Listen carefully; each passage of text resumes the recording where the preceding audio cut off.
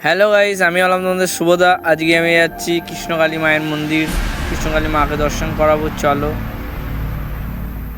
দেখো গাইস, চলে এসেছি আমরা গ্রামে অবস্থিত মা কৃষ্ণকালীর মন্দির।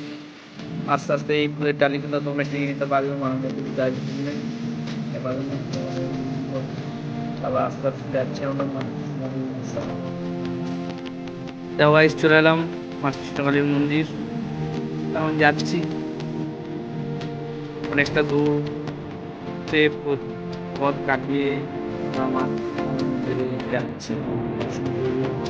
আমার দর্শন করবো, অন্যান্য দর্শন হবে নাকি বলতে পারছি না। যা যাক, দেখা যাক গাইস কি হবে। সামনে ঘুরছে,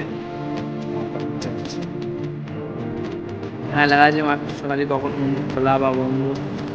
সকাল 9টা থেকে বিকেল 7টা।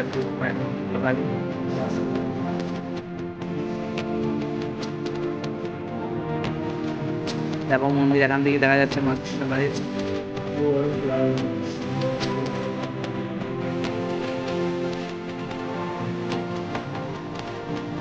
আমরা ওখান থেকে গেছিলাম মোটরসাইকেল করে মন্দির মন্দির।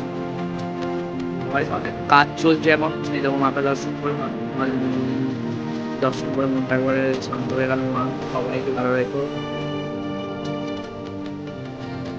তোমরা ভিডিওটা যদি ভালো লাগে কমেন্টে জানাতে পারো, লাইক দেবে।